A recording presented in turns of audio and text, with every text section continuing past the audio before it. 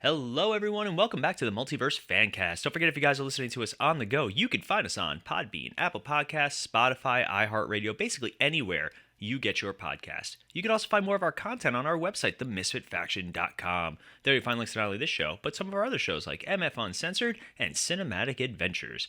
As always, I'm one of your hosts, Paul. With me via the Zoom studio is the man, the myth, the legend, that guy that you don't really want to hang out with but can't help it anyway, Ronnie. Ronnie, how are you today? I'm doing amazing after that great intro. You know, I put a lot of thought into it. I'm sure you didn't. It's that guy. That guy. We should Guy over there. We should go out with that guy. Oh, I don't want to go out with that guy, but I kind of do. It's a double-edged sword. There's no winning. But here we are. Amen to that. Amen to that, indeed, sir. Here we are, and it is now time for us to talk about one of the shows that was okay the first season and got better towards the end, and then there's this one where Ronnie and I have not had a single discussion about this show. He literally just finished it. Producer Melanie and I finished it on the last episode when it debuted, so we were pretty up to date. And also, we had some time off. It was the holiday break, so this show, Disney is now switching up how they release their shows a little bit. For this show, they release one episode every day from December 22nd to December 30th, and that is Marvel's What If Season 2. All right, before we get started, there will be spoilers throughout this entire episode. We are going to go episode by episode. For the most part, we're not going to break them down too excessively, but we're going to talk about the ones we like, the ones we didn't like, the characters, the plots, the twists, and the what-ifs. So first and foremost, Ronnie, what are your thoughts on Season 2 of Marvel's What If? Surprisingly, I thought it was worse than the first season. You say worse? Oh, wow. Yeah. I don't know. Like, I felt like some of the episodes kind of like dragged, and it didn't like keep my interest. Mm-hmm. I would almost say, like, in a way, this was kind of like the opposite, where I liked the first few episodes, and then it kind of fell off for me. While, like you just said before, with the previous season, it was the opposite. It started off rough, but got better. Mm-hmm. So I don't know. I feel like it might have been worse, but that could just because of the drop instead of, like I said, with season one, it progressively got better. Okay. So I will say I enjoyed this season. I have some qualms. I think my biggest, and you can jump in if you want, I think they put too much focus on making Captain Carter the main character. Ronnie's nodding in approval. Yeah, I agree. Like, I like Captain Carter, but we have been oversaturated with the character at this point. Yeah, it was weird because I feel like with the first season, correct me if I'm wrong, like it wasn't really hyper focused on a character. Not really. It was Like very... it was like everyone had their own episode, and until, the very end when they fight the big bad, basically. Yeah. This was like, hey, let's put Peggy Carter in every single episode. She's in a lot of it. So she's in, let's see. Actually, in the second. She's not in the second episode. She first jumps in with in episode 5. But then you get her a lot more in 8 and then 9. And like the story revolves around her, cuz in the first season you had, like, it was all building up to their team up moment to fight the Prime Ultron or whatever they called him. And it was I found it much better. I didn't find there was a lot of focus on individual characters, to the point where they cut out the Gamora episode. So everybody was like, where did Gamora come from, and why does she have Thanos' sword thing? So it was a little weird, but let's go episode by episode and kind of talk about things that we liked, things that we didn't like, and we'll start off with, what if Nebula joined the Nova Corps? In concept, I actually really liked it, and obviously you had returning cast members were Karen Gillan as Nebula, Jude Law as Yon-Rogg, Michael Rooker as Yondu, Seth Green, of course, as Howard the Duck, Taika Waititi as Korg, Peter Stefanakowitz as Garth Ansel, Julianne Grossman as Nova Prime, and Fred Tascator as Groot. So, solid cast, a lot of returning actors, and I really did enjoy the Howard the Duck stuff and like the whole Xandar's kind of on lockdown. I think my only issue really is it takes place right after the first Guardians, and it doesn't make sense for Nebula's character. Yeah, it was weird. Like I liked the episode. I mean, there was plenty of things that could have been different with it. Mhm. Like it was weird to see. So she had her redemption story basically in the movies, and then we have another redemption story for her, which is in a way like the complete opposite of the redemption story we already got. Mhm. So it was like, why do this redemption story, even though it has nothing really to do with the cinematic universe? Um, but I don't know. I thought it was cool just to kind of see, her connection with wow. I am drawing a blank. Howard the Duck, Nova Michael Prime. Rooker's character. Oh, Yondu. I, yeah, How it was dare nice. you? Sorry, I drew a complete blank for I, a second. I watched it happen. It was like watching grass grow. Right? Yeah, That could be fun sometimes. like paint drying. Yeah, right. But I don't know. It was just it was, and the thing with the episode too was like you knew from the beginning what was going to happen. Hmm. Like you knew Nova Prime was behind everything going Yeah, on. a lot of these episodes are incredibly predictable, which in itself Yeah, is fine. Sometimes you need that kind of like, that comfort food, but yeah, like the whole what if thing is it should be so unpredictable. But yeah, I think it started off well, and like this was a good start. I know producer Melanie and I were into it, and I obviously also the animation quality got a lot better. Like hmm the show itself just looked better. It was hard to yeah, to say what it was, but also they're able to do things in animation much easier without taking us out of the realism of the movies. So like you watch some of these movies and you can tell, all right, that's practical, that's CGI. Like it sometimes it takes me out of it. I don't know about you. I'm weird. yeah. No, I agree. All right, so jumping forward, we have episode 2. What if Peter Quill attacked Earth's mightiest heroes? Now, this one I actually really enjoyed because it Yeah, was the. Oh, and Peggy Carter is in this one. Oh, yeah, you were right. Episode 2. You were right. yeah. Ronnie was right. Paul was wrong. For For once, once. I was Yep. right. And again, it's funny. We watch these episodes, and I try not to look at anything before or after or anything like that, and I really try and come into them totally blind. They got Michael Douglas to come back as Hank Pym. You got Yeah, Haley Atwell, obviously, as Peggy Carter. John Slattery as Howard Stark. Kurt Russell as Ego. Like, he's yeah. he's in it. They got like almost everyone. Chris Hemsworth as Thor. Chris Hemsworth has done a lot of these though. He is such a big Yeah, fan of Marvel, and like obviously he owes his career to Marvel. Like I hate to say it, yeah. but he's still, even though he will now start trash talking Thor: Love and Thunder, he's still like this is his baby. Lawrence hmm Fishburne as Bill Foster. Sebastian Stan as Bucky Barnes. Adewanda Kani as King T'Chaka. Madeline McGraw as Hope Van Dyne. Obviously, they didn't get Michelle Pfeiffer back. Mackay Montgomery as Peter Quill. Carrie Tombazan as Marvell. And Gene Farber as Karpov. I dug this episode. I Oh really yeah. this was probably one of the better ones. Again, we have our Captain hmm Carter return and all that stuff, but I really dug the early the alternate Avengers pretty much. And Yeah. it's weird because they were almost the exact same team. Oh yeah. But I liked the Winter Soldier stuff. Yeah. It made sense. It worked. And obviously you see him at the end like, "Oh, I don't want to actually do this." Yeah.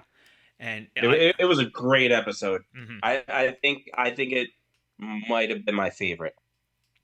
I don't remember Ego being so powerful. I knew that like on his world he could do anything he wanted, but I Yeah. didn't think that really like I guess we never really see him use his powers on other worlds. Like we do see him destroy the entire fleet that's after the ship, the Guardians Yeah. in the second movie. But like I would have liked to see a little. He was like really powerful, and the fact that Yeah. so basically Peter Quill gets dropped off to him first.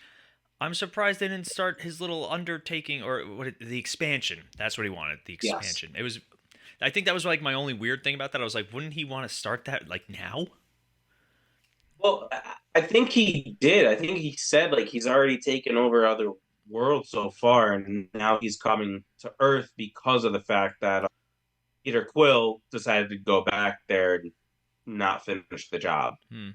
I don't know. Either way, it still works. But Yeah. moving down, we have, and this one came out on Christmas Eve, which was pretty funny. What if Happy Yep. Hogan saved Christmas? I'm going to give it an extra point just for all the Die Hard references Yes. without actually saying Die Hard because I think they could too. Isn't Die Hard 20th Century Fox? I don't I'm remember. pretty sure. Hmm. Who knows at this point? Everything's owned by Yeah. Disney. I'm shocked. But I, Oh yeah. I did really dig that, like Happy Hogan being the hero in this and turning into the Yeah. Freak. That was his superhero. Yep. So going through the cast, we have John Favreau as Happy Hogan, Kat Dennings as Darcy Lewis, Colby Smulders as Maria Hill, which I'm glad to see her back after what happened in Secret Invasion.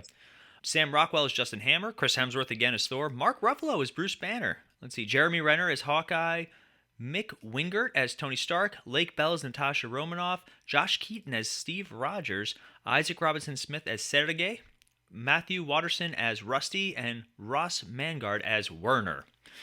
I actually really did like this episode. Like I think Yeah. the episodes that lands really well. Oh yeah. I think really my biggest issue is the Captain Carter focus, and also I liked Kahori, which we'll get into, but like super powerful, like Yeah. epically too powerful sometimes. But Hmm. anyway, so this one is there's Justin Hammer comes back, and I love seeing Justin Hammer, and he Yeah. is trying to steal a sample of the Hulk's blood to create his own Hulk, which was a big thing in the early MCU. So he breaks in, and you get Happy Hogan's trying to stop them because all the Avengers are out like doing something else. Yeah. But it's a Christmas party. Yep. Yeah. What did you think of Happy Hogan saving Christmas? It was nice to actually see how Hogan do something other than kind of like play like the stupid goofy guy. Yeah. Like you got in like the first like maybe like half of the episode or so, Hmm. and then progressively like he was still his like stupid goofy self, but he had more to do than just be comedic. Yeah. So I it think. was good.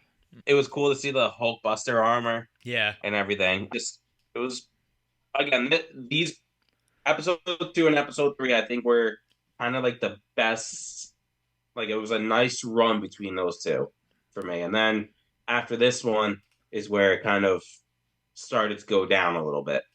All right. So the next one. What if Iron Man crashed into the Grandmaster? Now this one actually I thought was cleverly done. So Mhm. during Avengers, Tony Stark flies the missile up into the portal, Yeah, and in this version, he doesn't make it back. He gets like kind of stuck in limbo and gets sent to Sakaar instead. And I think the only thing that really bothered me was like they made it into a death race type thing instead of a gladiator battle. I would have and then he's like, yeah, my champion's coming out, and it's just like a giant elephant. I was like, they could have done anybody. They could have done yeah, anything. Like I don't know what kind of like carte blanche they got with this show. yeah, Like I don't know if there's like, all right, these characters are totally fair game. You guys can do whatever you want with them, but these characters are totally off limits. Like I can understand if it's characters that are coming out in like upcoming movies or stuff like that. yeah, But I just of all the things, I was like an elephant, and then we're gonna do race cars. A little weird. yeah. Little. This episode was the one that was supposed to be in season 1 Hmm. with Gamora leaving to kill Thanos. Yeah. But we had Mick Wingert again as Tony Stark, Jeff Goldblum as the Grand Master. It's funny, we're watching it, we're like, is that Jeff Goldblum? He sounds bored. Like Yeah. he didn't have the same kind of. I think Jeff Goldblum is That has. he's a better seen than heard, Yes. but it still worked. Tessa Thompson plays Valkyrie as she did in the movies. Taika Waititi as Korg. He's made of rocks. I love Korg. He is probably one of my favorite yeah. MCU. So it's funny because Korg is funny because he's a funny character. He's not like funny like MCU funny because Yeah. nobody like Ronnie and I have a very good friend group, and all of our friends bring a lot of things to the table. We're not all really funny all the time. Shut up, Ronnie. You literally. No. But like the MCU, even Captain America will sometimes get in like jabs like quick, and I'm like, nobody's that funny all the time, Yeah. Except for Korg. except for Korg because he's made of rocks. I think it's because of his accent. It's the accent, it's also his delivery, and it's just his Yeah. personality. It works for the sake of like, because maybe it's just because our first exposure to him was, hey, this is my personality, made of rocks, tell jokes. Yeah. Like all the other Yep. characters kind of progressed into it. Like Tony Stark, it works for because that's how we were introduced to him. Sometimes it's Yeah. and that's what happened with Thor: Love and Thunder. They went too far in that MCU humor with Yeah. Thor. Oh. I think it was was it this episode or was it what was the other episode he was in? The first one, right? What, Thor Where or yeah, Korg? Korg. Oh, Korg. Yeah, he Where was he in was the first episode. where he was talking about where they did the whole rock, paper, scissors thing. Mm-hmm. I thought it was great. And then he was talking to yeah, it was this episode because I remember he was talking to Iron Man and he was like, "Oh, is he really this bad?" And he was like, "Yeah, this one time he made me sit on paper." It's like, what? Wait, what? Does paper be You don't stroke? remember that? I do. I do. Oh, I was, I don't know, like just like the writing for Korg is always great. I also think that they give Taika Waititi a little bit of leeway and let him kind of Yeah, do his thing. But yeah, I do. I did enjoy Korg made of rocks. But the episode as a whole, with Iron Man crashing into the Grandmaster, great in concept, not my favorite execution. I did like how yeah, he made the armor that turns into the race car. That was pretty cool. But yes, again, all right, let's see. Next up, what if Captain Carter fought the Hydra Stomper? So, again, another episode great in concept, but now we're really focusing on Captain Carter. But for yeah, this episode, Sam Jackson as Nick Fury, Haley Atwell as Peggy Carter, Lake Bell as Natasha Romanoff, Frank Grillo as Brock Rumlow, who played him in the movies, Josh Keaton as Steve Rogers, Sebastian Stan as Bucky Barnes, Rachel Wise as Melinda Vostokoff, and Elizabeth Olsen as Wanda Merlin, which is funny. I dig that. But this is where we really start to focus on like Captain Carter and Herbie. I don't have a problem with the multiversal warriors being intricate to the multiverse. I yeah, think it would have been a much more fun concept if for this season of What If, it was actually just a band of multiverse warriors going world to world to stop incursions and stuff like that. I think that would have been a much better concept. yeah, Because I'm fine with like these one-off like what ifs, and that they're fun. They're not supposed to mean much, but like hmm Marvel being the way that it is right now, they need something different. But anyway, so in this episode, we have the return of Hydra Stomper, played by character Steve Rogers, and basically he comes back, almost has taken over the Winter Soldier role. yeah. Again smart, but he was brainwashed by the Red Room. Now, of all the movies for you to pull from, really, Black Widow? You know what it is? I think it's they try to kind of give it a little revival because of how bad they did in the movie Oh, so that they bad. wanted to be like, all right, let's do a redo. So let's have the Red Room, and hopefully this is better than what people got in the movie. Hmm. I don't think so. This to me was one of the weaker episodes. I can get behind that. I can get behind that. But all right, so let's see. We have what if Kahori reshaped the world? Now let's start off with Kahori is an original character created for What If, which was a little bit of a thing. Like people were like, wait, why? Why? Why do you need? Hmm I enjoyed the character of Kahori. I have no problem with her per se. She is epically too powerful. And I'm still a little confused. So basically, in this reality, Surtur destroys Asgard during Ragnarok, and the Tesseract crash lands in pre colonial America.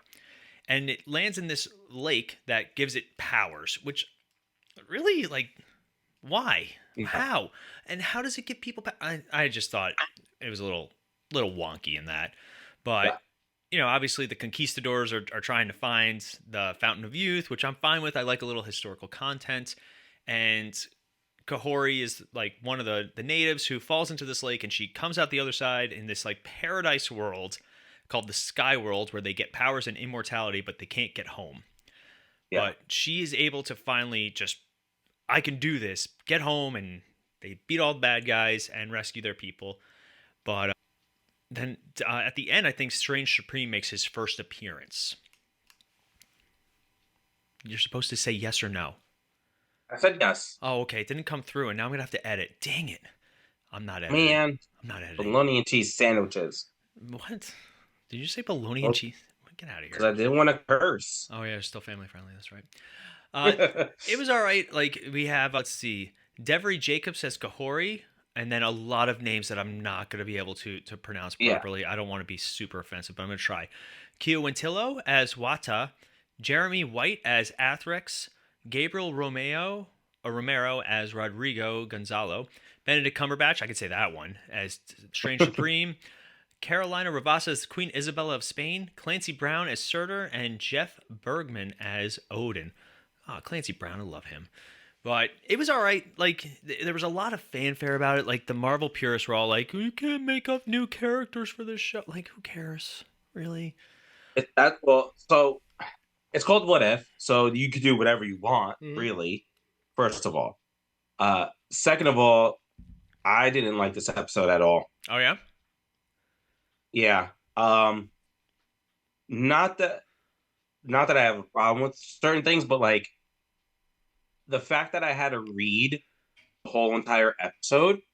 Huh, you don't like closed Um, captions, that's right. you know what I mean? Like if I'm watching something, I want to be able to watch. Like if you say something in a different language, like here and there, like what, and I got to read it, whatever. But the whole 30 minutes, I'm having to read and not hyper focus on what's happening on screen, other than the words, draws from the episode. And then, like you said, the fact like it didn't really make sense. Like all of a sudden, the Tesseract is in water, so now it can give power to people. What?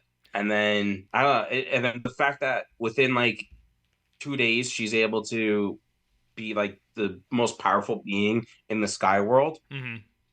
You know, like I don't. There's just so much with it that just like I couldn't really pay attention. I was like, whatever. I was like, I didn't skip the episode, but in my head, I'm going, can I just skip this one? Does it really matter if I don't see this one? Unfortunately, it would have made the last episode make no sense at all. Yeah, Anyway, all right, so going down, what if Hela found the Ten Rings? I actually really liked this episode. One of those characters that stole the show in Thor Ragnarok. Like, she was a great villain, yes, and it was fun to give her. She basically took Thor's story in this, except during yeah, ancient China, and I actually really dug it. And yeah, obviously you have Kate Blanchett returning as Hela, which was awesome. Jeff Bergman as yeah. Odin, Fedor Chin as Zhu Wenwu, the Mandarin, Lauren Tom as Jai, and Idris Elba as Sure. Heimdall. Yeah, I love Idris Elba coming back. He's another actor who Oh talked yeah, a lot of crap about being in Marvel, yeah, mostly because he hated the prosthetics and the process. yeah. But he still pops up in a lot of things. Oh yeah. Give me Marvel money. That's pretty much it. I'll talk in my accent. God, he's sexy. Who wouldn't? I know, right? Marvel money. But I actually really like this episode. It's probably one of my favorite ones of the end of this show. Hmm. And it's just I loved getting the Mandarin back. He was a fun villain, and like the action scenes were great. And again, it was super predictable. Super predictable. Probably the Oh most yeah. predictable of the entire thing. But it was just a lot of fun. Hmm. So No, I agree. I'm gonna say one of probably my favorite episode of the show. All right. All right. I'm okay with that. I'm okay with that. I mean, there's better ones, but I'm okay. Savage. All right, next up we have what if the Avengers assembled in 1602? Now, there is apparently a Marvel 1602 universe, so this is actually continuity, which is hilarious. Hmm. I actually really like these kind of multiverses stories where it's like the same characters just in totally different circumstances. Like Yeah. this one, I like the concept a lot. It But was almost like Legends of Tomorrow. yes, very Legends of Tomorrow, Yes. which I'm fine with. Now, also, so basically, Captain Carter gets summoned to this Renaissance themed universe because they're fighting an incursion. Hmm. We have not heard anything about incursions in the multiverse since Doctor Strange. Yeah. No, not at all. And this is one of the things too that it was weird the way they did it because we had 2 episodes before where she gets sucked into, this universe. And then it goes, all right, let's show you Kahori, let's show you Hela. Oh, now let's go back to, 2 episodes before and continue on with that story. I think the show benefited from doing every episode Mm. one a day Yeah. because I would have forgotten. Especially, Oh I yeah. totally forgot. They did. Yeah, I I forgot agree. Captain They Carter. did like a week, really like once a week or something like that. Yeah, I would have lost it. Totally lost it. I was too busy watching Percy Jackson. Too confusing. But I do like the concept, and basically, like some of the characters take on very historical roles. Like Loki's a Shakespearean actor, which of course. Yep. You have Steve Rogers is kind of like Robin Hood. Robin Hood, and he's got the merry men with him. I don't get Yeah. how Scott Lang can still shrink. They don't ever discuss it, but anyway, Yeah. I really did enjoy this one. But again, we find out that it's really Steve Rogers is a time displaced, which didn't make sense if you watch the episode. Yeah. It was very strange, but he's the forerunner who inadvertently created the temporal anomaly while battling Thanos. Yes. So it's when he fights Thanos. So again, it makes no sense that Steve Rogers would be like, I don't know what's going on, because that's actually Yeah. that's actually Captain America Steve Rogers. That is like from our universe Steve Rogers. But Yeah. anyway, so that's also she gets met by Strange Supreme at the end too. So cast wise, we Yes. have Haley Atwell, Sam Jackson, Elizabeth Olsen as Wanda Merlin, Chris Hemsworth as King Thor Odin's son, Tom Hiddleston as Loki, Mark Ruffalo as the Hulk, Jon Favreau as Sir Harold the Happy Hogan / the Freak, Mick Wingard as Tony Stark, Josh Keaton as Steve Rogers, it is Paul Rudd as Scott Lang, Sebastian Stan as Bucky Barnes, Benedict Cumberbatch, and Lake Bell. So this one's probably the most from the actual cast. It's a shame we're never going to get Chris Evans and Robert Downey Jr. They're never going to come back for it. No, they will not. I mean, especially with Chris Evans, he's so busy doing a bunch of other stuff that he doesn't. I don't think he's got the time for this. And also, I think the way both of their characters left off MCU, they're like, you know what? I don't want to touch Marvel anymore because I think the way it ended was perfect for each character. So might as well not do it. Yeah. So speaking of perfect or not perfect, we have the last episode. What if Strange Supreme intervenes? I really did like this episode. It just felt so out of left field that we came back to this. Yeah. I thought we were past him trying to revitalize his world. I thought we were done kind of with that aspect. Yeah. I actually was more interested in seeing Strange Supreme going through the multiverse trying to capture like world-ending variants. I thought that was a much better. Yes. That would have been. That's the show I wanted to see. Strange Supreme with like getting back up from the multiversal fighters and all that stuff. I did really like seeing all the variants and seeing all that stuff. I thought that was really cool. Yeah. Some of them went down a little too easily. Like I think they killed Thanos in like one shot or something silly. But Yep. I did really enjoy that aspect, and I loved seeing them get all of the weapons at the end. That was fun. Yeah. But like I said, it was a weird character shift for Strange Supreme. Like after everything that happened in season 1, like that's where we're at again. Yeah. It to me, so it's funny. I looked up, on IMDb. They have all their scores and stuff like that. Mm-hmm. And this was one of the top rated episodes of this season. Interesting. Yes. With only a 7.7. So okay. But to me, this if we never got season 1, let's say, or kind of this storyline about trying to basically resurrect, let's save Christine Palmer. Mm-hmm. I think this would have been a great episode. But because it was just, rinse or rinse repeat from season 1, I thought this was one of the weakest episodes, especially since this was the end the season and you end it with this. It just fell flat to me. This did not deem, season ending worthiness. I like how at the end, like she's with the Watcher and just like, hey, like before you take me home, let's see the rest of this multiverse. Like, take me with you. I did like how you kind of she saw how he sees everything and sees the multiverse. And yeah, like obviously Strange does his ultimate sacrifice at the end. I think it would have been better if Strange was presented a choice about it. Maybe like one of the variants was like, no, if you use this machine, actually you can channel all this energy into creating your, like, something along those lines. I think they could have done a little bit better. Again, it feels like there's a lot of things happening that we just don't see. Yeah. Because I'm trying to think, like at the end, like Strange Supreme, let's see, who was it? The original Multiversal Warriors were Strange Supreme, Captain Carter, Star-Lord T'Challa, Party Thor, Black Panther Killmonger, and a variant of Gamora. Let's see. Yeah. I don't really... I'm trying to think. Like, there's nothing really... Let's see. Strange...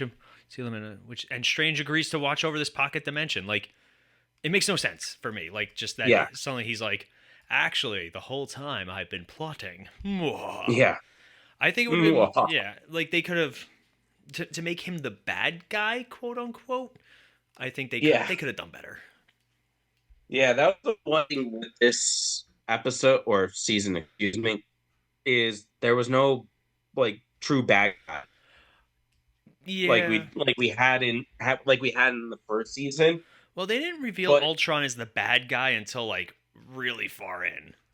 yeah, which like I'm good with. Like if you do that, I'm good with like because they all like had nothing to do with anybody, but they all had like some sort of connection to them. I think it's probably because Peggy Carter's in almost half the episodes, Right. so you kind of knew there's supposed to be some big bad guy, but there wasn't. Right. It's just I feel like this season could have done a lot better than what it did. All right. So if you were to give it a Star City rating, how are you feeling? I'm gonna go with a 3.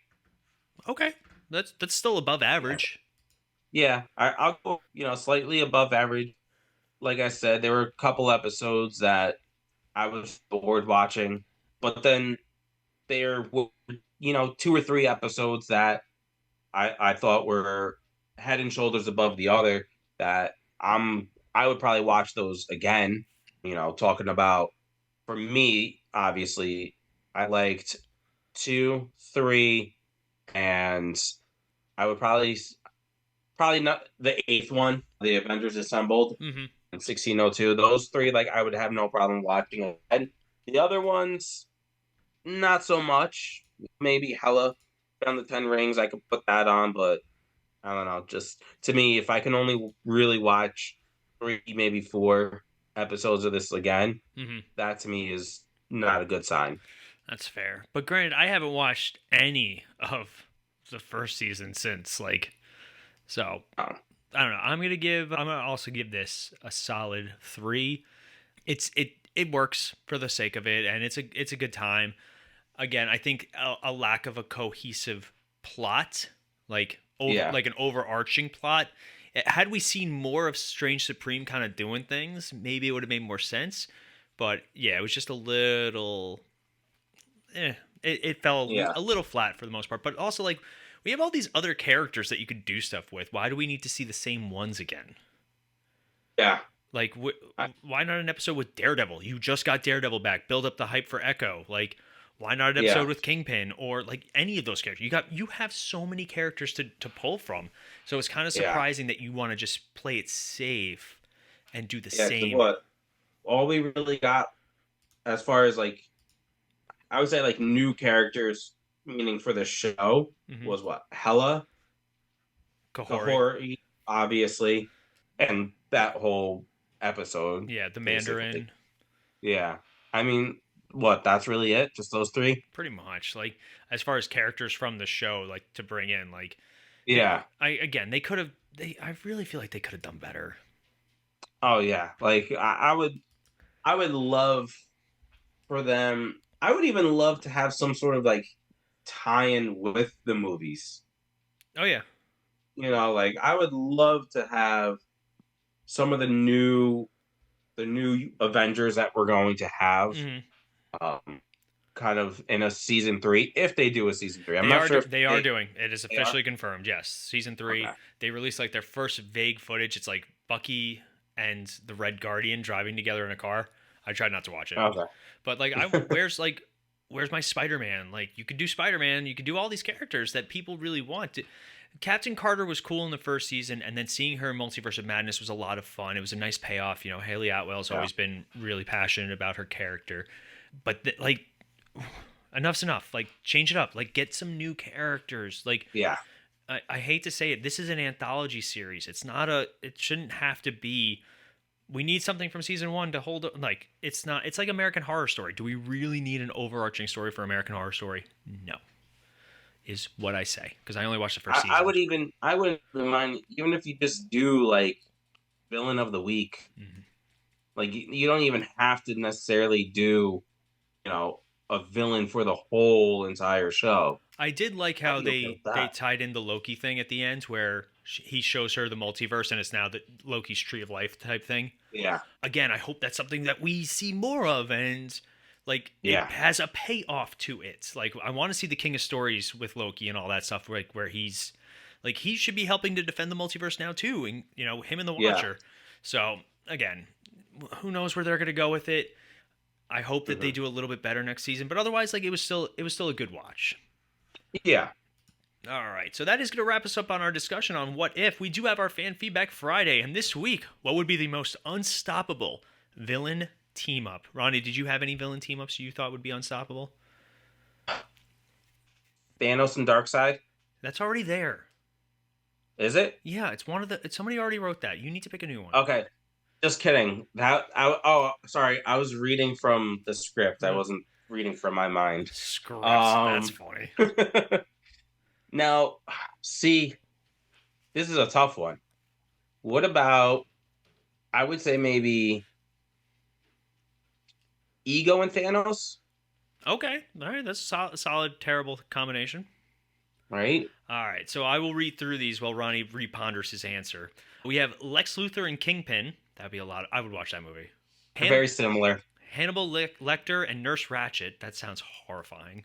Thanos and Darkseid. Dormammu and Kilgrave, the Purple Man. That'd be rough too.